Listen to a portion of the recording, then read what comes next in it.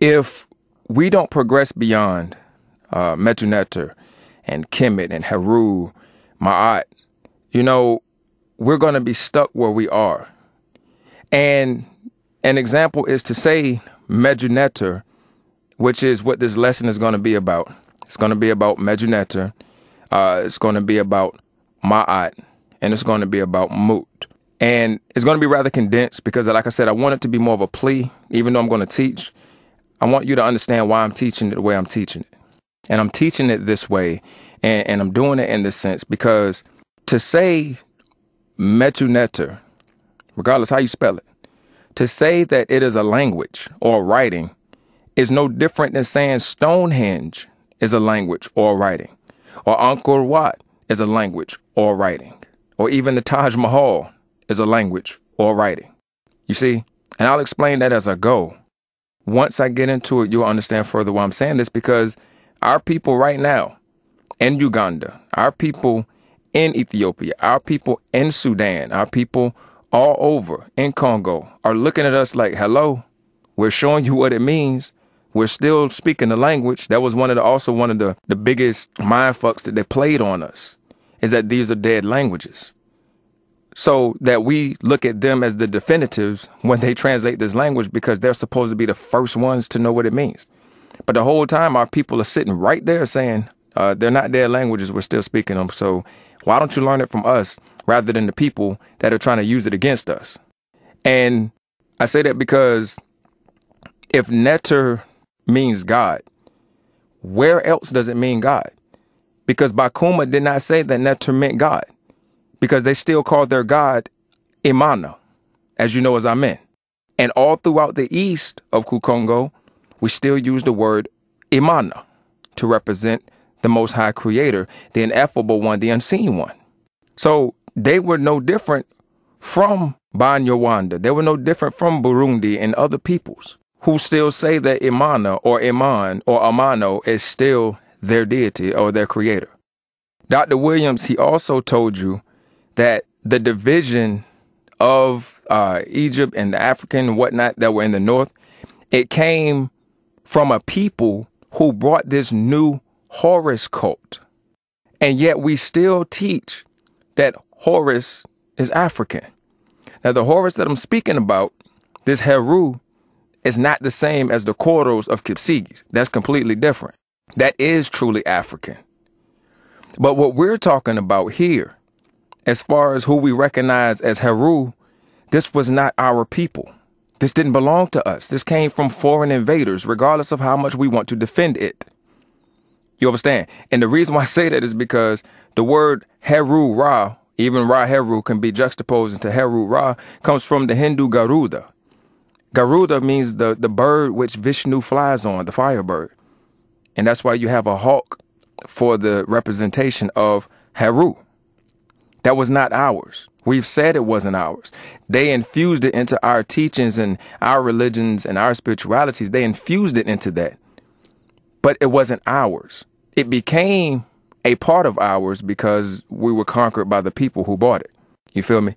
So then we look at different words in these books that say that Heru or the consonantal skeleton HRW all mean Heru.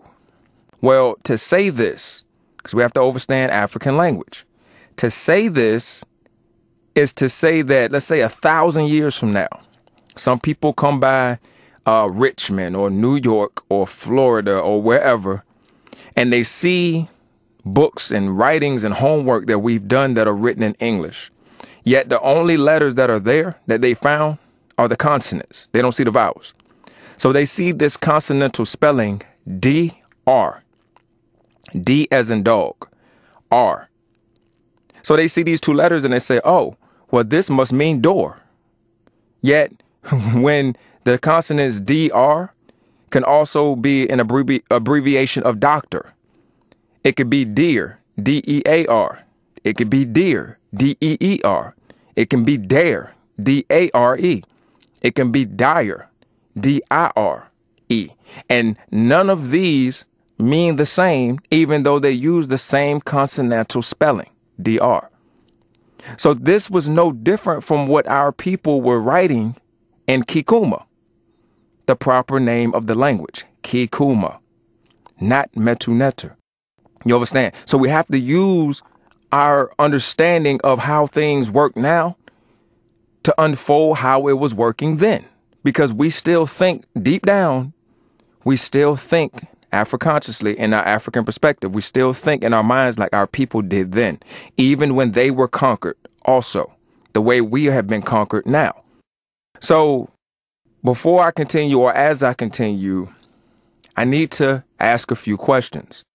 If Ntr means God, and Mtw Ntr is supposed to be the words of God or the writings of God, then I need to ask you this, and I need these things answered. Number one, where do Bakuma themselves say that their language is Mtw Ntr? Because Bantu, the indications of Bantu languages are Ki, Isi, and so forth. She, such as in Shivinda.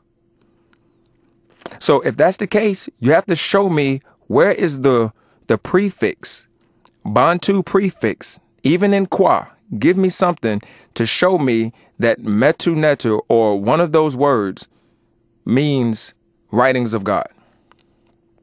Number two, if Ntr, Ntr, is God or creator or whatnot, then why did, as I said, Bakuma call then and the peoples who are descendants of them now, why do they still call their creator Imana? They don't say anything about Ntr or Ntr. I don't care how you pronounce it. They don't say it. So show me where Bakuma said it.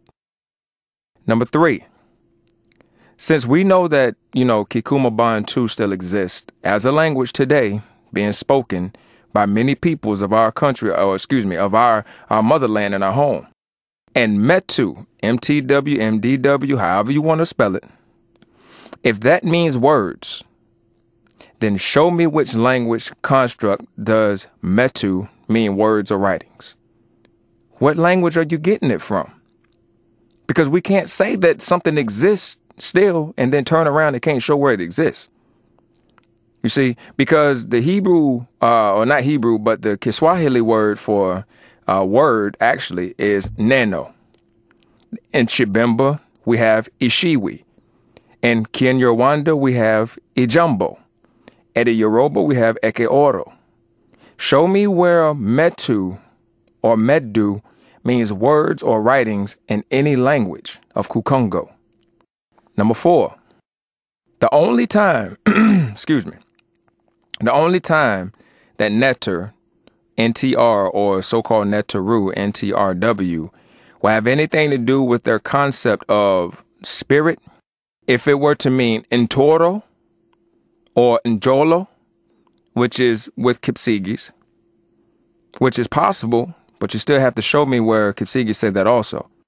B, if it meant Ntoro, which means the male ancestor spirit in the Akan.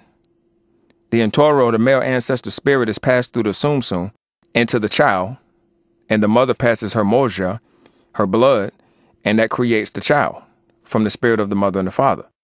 Or C, if it meant Ntare, which is Banyarwanda, if they consider their kings to be gods, which I've not been able to confirm, but it is very possible. Now, the problem with all of these things, if you go with Ntoro or Njolo, if you go with Ntoro as the Akan, or if you even go with Ntare, the problem with all of these is that Bakuma themselves were at core a matrilineal people, as with most African. So it would be counter to their own belief system and societal structure to name their most sacred writings solely after a masculine name. Because all of the above, Njolo, Ntoro, and Ntare, are all masculine patrilineal names. So why would they take their most sacred writings and name it after something that is counter to their own teachings, even said in the writings? You can't speak about a writing or a custom that is nearly solely speaking about origin of life and things from a woman and then name it after a man. You got to explain to me how that makes sense in our way of thought. So if we look at Mtw Ntr, I'm going to go ahead and get into the translations, and I'm going to go ahead and get into why I'm saying what I'm saying also further. And before I do so, brother is a specific brother who is Ban Yawanda, or Moon Yawanda, I should say. And his name is Mtw Ntr. And brother, I ask you directly, or anybody else, to please correct me if I say any of this incorrectly, or if I'm misquoting any information that I found, or if there's anything that you could add, because, you yourself are, who I'm trying to describe. Not you yourself personally, but our people of Uganda, our people of Sudan. This is what I'm trying to do. So if there's anything that you can add or even take away from what I'm saying to either validate or make invalid the things that I'm saying, please do so. And I'm pleading to you to do that, because I want to make sure that this is correct.